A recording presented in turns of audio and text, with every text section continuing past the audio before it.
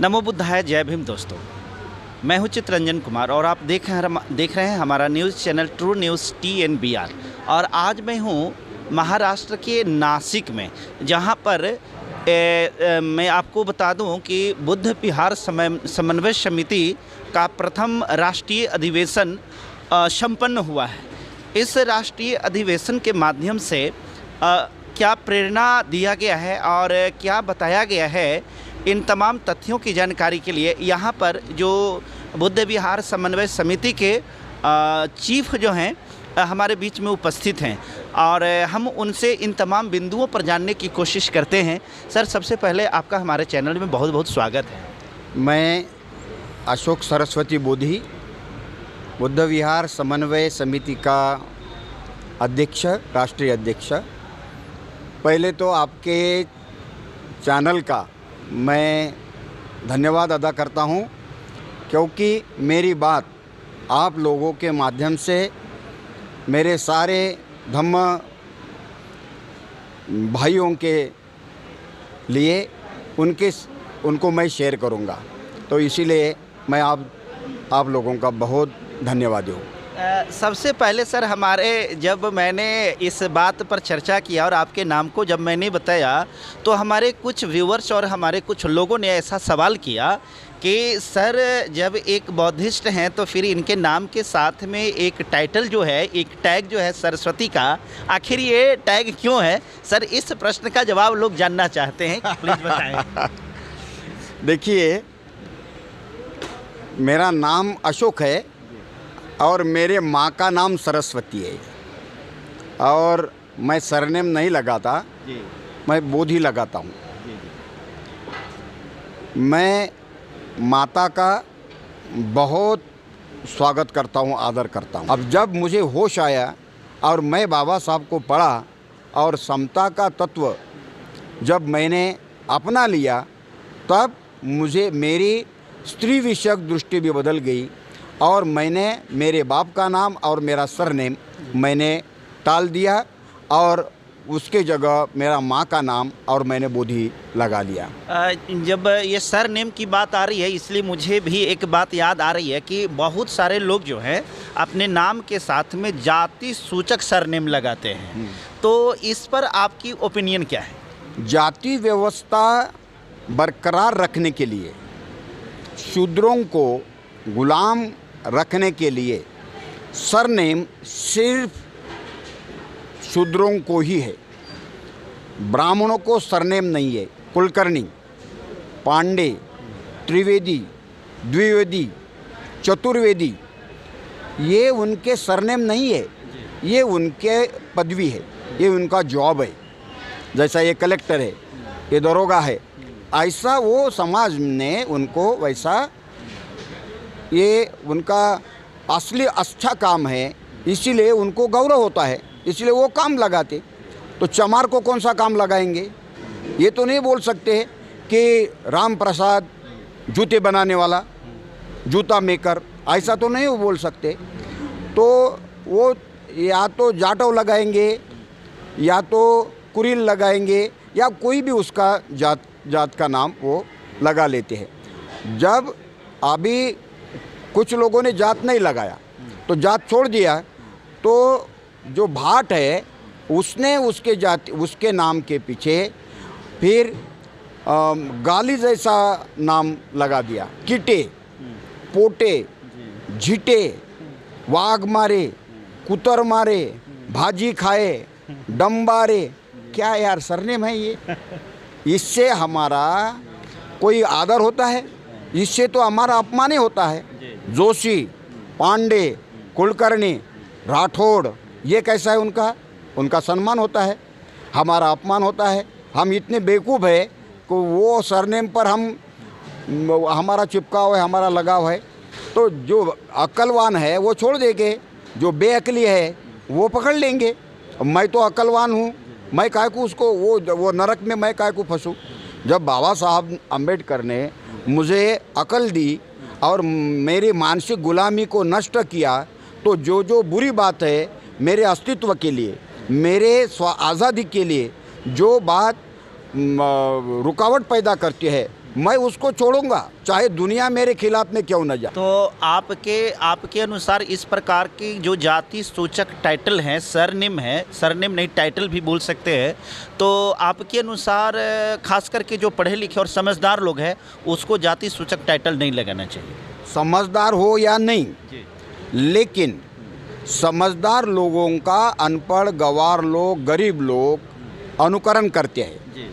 तो इसीलिए समझदार लोगों में, पढ़े लिखे लोगों पर एक बड़ी जिम्मेवारी है। वो जिस रास्ते से चलेंगे समाज उसका अनुकरण करके वो रास्ते से चलेंगे। तो इसीलिए उन्होंने पहले परिवर्तन की पहल करनी चाहिए। उन्होंने गंदी बात को छोड़ ही देना चाहिए, विषमता की बात को छोड़ ही देना चाहिए। जिसमें मनुवाद है वो पढ़े लिखे लोगों ने छोड़ देना चाहिए। लेकिन दुख की बात यह है कि पढ़े लिखे लोग कॉलेज की डिग्रियां लेते हैं, लेकिन उनमें मानसिक गुलामी ख़त्म नहीं हुई। वो बहुत मानसिक गुलाम है, अनपढ़ गंवार लोगों से भी ज़्यादा गुलाम है। मैं खास करके बिहार के परिप्रेक्ष्य में बात करूं तो मैं देखता हूं कि बिहार में लोग बाबा साहब को या तथागत गौतम बुद्ध को, ये दोनों को अडॉप्ट करने में, उनको एक्सेप्ट करने में उनको बहुत डिफ़िकल्टी होती है और अपने आप को वो इंसल्ट महसूस करता है। उनको अब क्या प्रेरणा देना चाहिए? जहाँ जहाँ पे बुद्ध का राज्य था, बुद्ध का बोलबाला था, उसी प्रदेशों में ब्राह्मण लोगों ने 400, 500, 1000 सालों से प्लान किया। पुष्यमित्र श्रृंग, इसने जब सम्राट अशोक के नातू बृहद्रथ का, सम्राट बृहद्रथ का कत्ल किया और अपने हाथ में राज्य लिया। वो वहाँ की परंपरा, उस समय परंपरा थी, राजा को मार देने वाला वो राजा होता था और कानून उसका चलता था। तो उन्होंने कानून बनाए। पहला कानून बनाया कि जो कोई बुद्ध भिक्खु की गर्दन काट कर लाएगा उसको इतनी इतनी सुवर्ण मुद्राएं भेंट दी जाएगी। अब किसको नहीं चाहिए सुवर्ण मुद्रा? काटे गए बुद्ध भिक्खु। दूसरा कानून बनाया, अगर इस राज्य में जिंदा रहना चाहते हो तो एक आदमी को कम से कम एक बौद्ध उपासक की हत्या करना ही पड़ेगा। ये कंपलसरी था? कंपलसरी था, क्योंकि बौद्ध भिक्खु को काटने से बुद्ध धर्म नष्ट तो नहीं होता, क्योंकि उपासकों में वो संस्कार थे, वो ध्यान करते थे, विहार में जाते थे। तो उन्होंने वो दूसरा कानून। तीसरी बात, जहाँ पे बुद्ध विहार है वहाँ की बुद्ध की मूर्ति हटाओ और वहाँ पे ब्राह्मणों की देवी देवता की मूर्ति बिठाओ।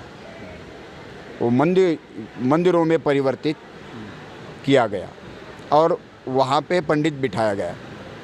जो बुद्ध विहार बड़े थे उसको गिराया गया और जो गिराने के लायक नहीं है उसको बुझाया गया, मट्टी डालकर, ये डालकर। तो ये 3 बातें हुई। तो वो प्रदेश, चौथी बात हुई, वो प्रदेश के लोगों पर जुल्म ढाना, उसको पढ़ाई से वंचित करना, उससे धन से वंचित करना, ताकि वो बुद्ध को याद कर ना सके। तो बिहार तो बुद्ध की भूमि थी। मैं तो बिहार को विहार बोलता हूँ, क्योंकि इतने बुद्ध विहार है वहाँ पे। बुद्ध का जन्म वहाँ, बुद्ध को जो ज्ञान प्राप्त हुआ वो वहाँ, सम्राट अशोक का वहाँ।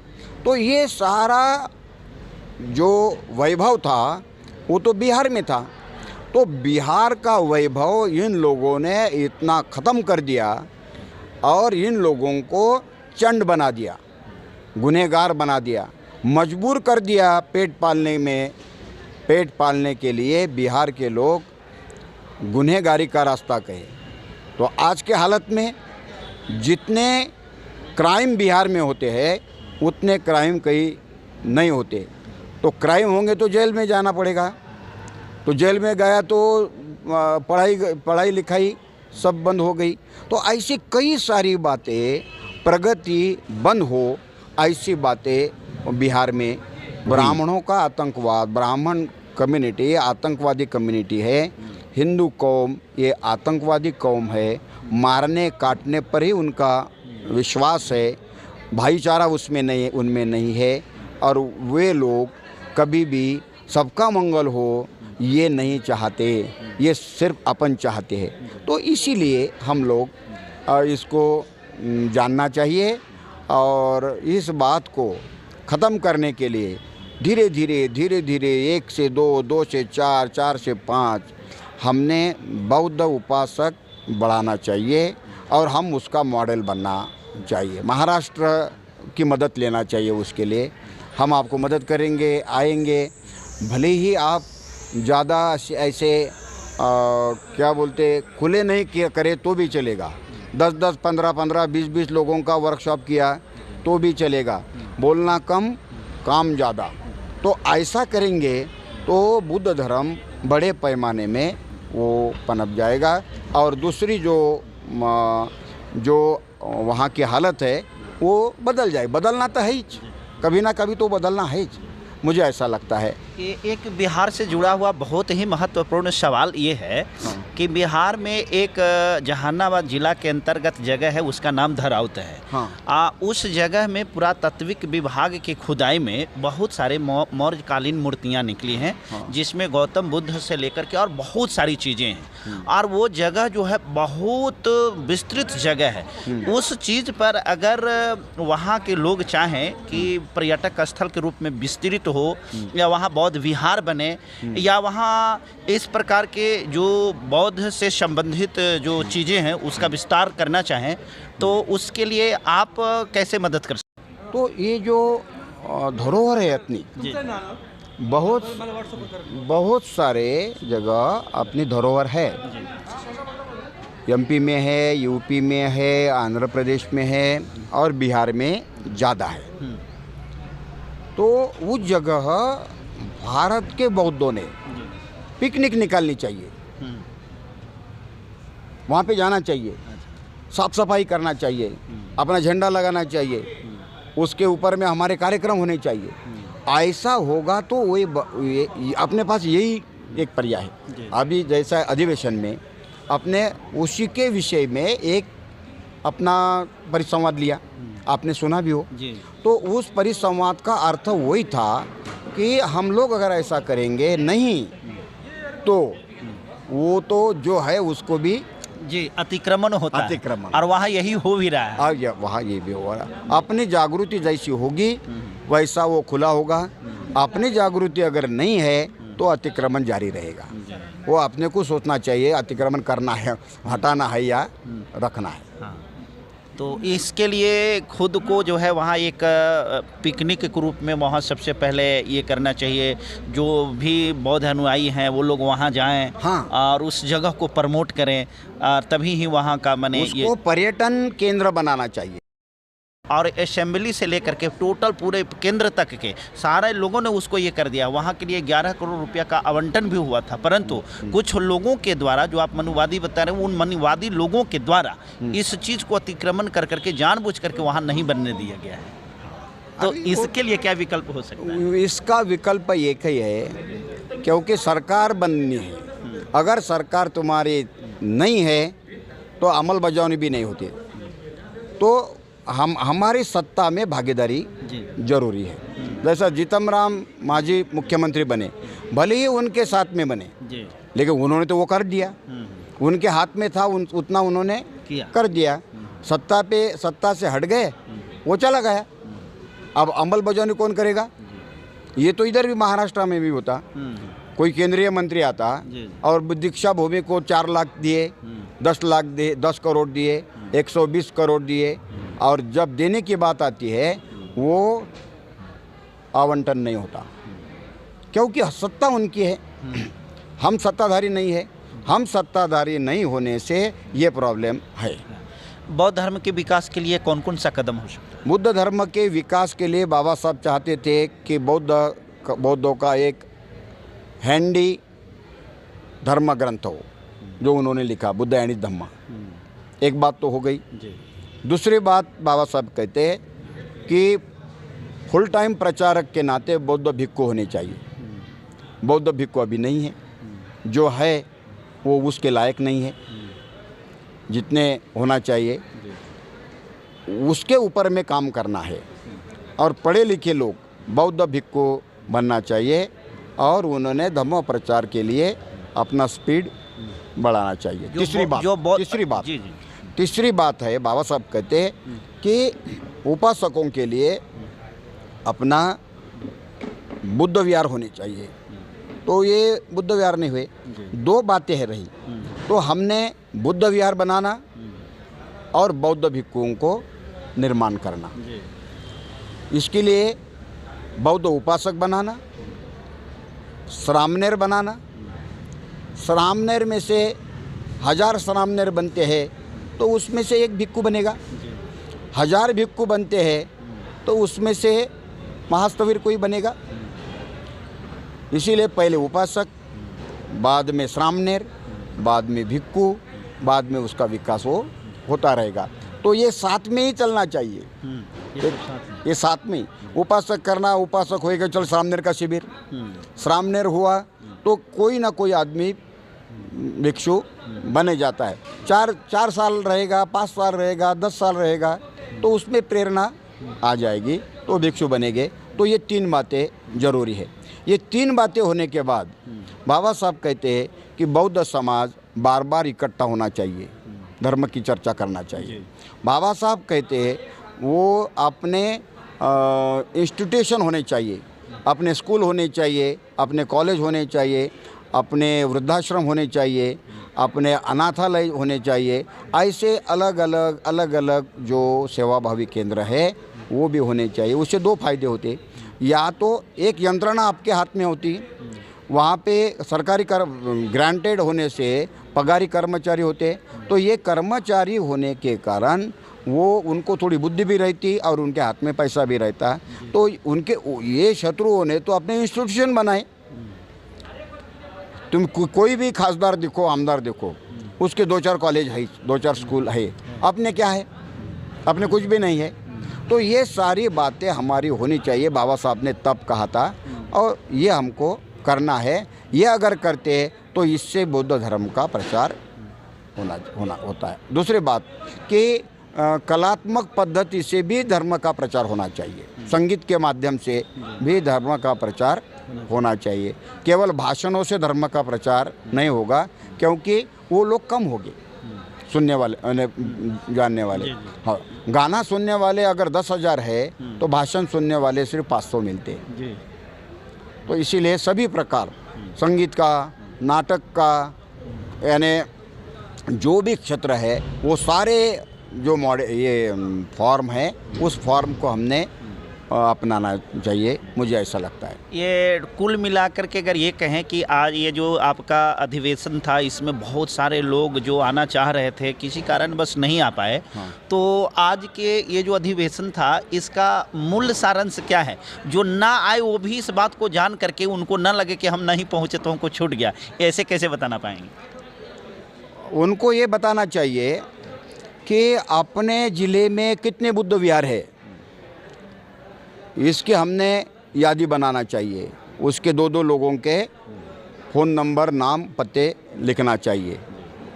ये हमको मैसेज दिया। दूसरी बात बताना चाहिए कि बुद्ध विहारों का जो सम्मेलन है, बुद्ध विहारों का सम्मेलन आयोजित करना चाहिए। तालुका स्तर पर, पंचायत स्तर पर 20-20 बुद्ध विहारों मिलकर हमने काम करना चाहिए। बुद्ध विहारों के लोगों ने अपने पिकनिक निकालना चाहिए, जो अपने सेंटर है वो सेंटर को देखने के लिए। इससे अपना संघ बनता है और बार बार संगोष्ठी करके, वर्कशॉप लेके, शिविर लेके, श्रामणेर शिविर लेके हमने प्रचार की गति बढ़ाना चाहिए और एक दूसरे को मदद करना चाहिए। जो वाद विवाद है, मतभेद है, मतभेद का क्षेत्र छोड़ देना चाहिए। तुम्हारा करते रहो और कॉमन मिनिमम प्रोग्राम जो होता है वो कॉमन मिनिमम प्रोग्राम को लेकर अपने इकट्ठा अपन आना चाहिए, ऐसा अपन ने करना चाहिए, ये बताना चाहिए। तो कुल मिलाकर के यही आपका संदेश था लोगों के लिए जो अधिवेशन कराया गया उसका। हाँ। और सर बहुत बहुत धन्यवाद, आप विस्तृत रूप से सारे लोगों को बताए। और मैं अपने सारे दर्शकों को मैं इस बात को बताना चाहता हूँ कि बहुत फुर्सत से सर का ये समय हमें मिला है, और इस वीडियो को देख करके आपको चाहिए कि ज़्यादा से ज़्यादा फॉरवर्ड करें, क्योंकि सबको पता है कि अगर इस लोकतंत्र को बचाना है, अगर भारत देश को बचाना है और भारत को पुनः विश्व गुरु के रूप में स्थापित करना है, तो बौद्ध और अंबेडकर ये दोनों जरूरी है। अंबेडकर के मतलब संविधान, संविधान बचना चाहिए, संविधान बचेगा तो अंबेडकर बचेंगे। आप देख रहे होंगे कि बहुत जगहों पर अंबेडकर की मूर्तियां तोड़ी जा रही है। मनुवाद की पराकाष्ठा है, सब कोई समझ सकते हैं कि जब अंबेडकर की मूर्ति से इतना डर लगता है तो आप समझ सकते हैं कि अंबेडकरवादी से कितना डर लगता होगा। मेरे मित्रों, समय आ गया है आपको जागने का, जागिए। इस समाज में जागृति के लिए इस वीडियो को ज़्यादा से ज़्यादा फॉरवर्ड करें, लोगों के पास तक शेयर कीजिए, और हमें और क्या करना चाहिए कमेंट बॉक्स में ज़रूर लिखना चाहिए। आपने हमारी वीडियो को देखा, बहुत बहुत धन्यवाद, बहुत बहुत साधुवाद। जय भीम, नमो बुद्धाय, जय शंभू।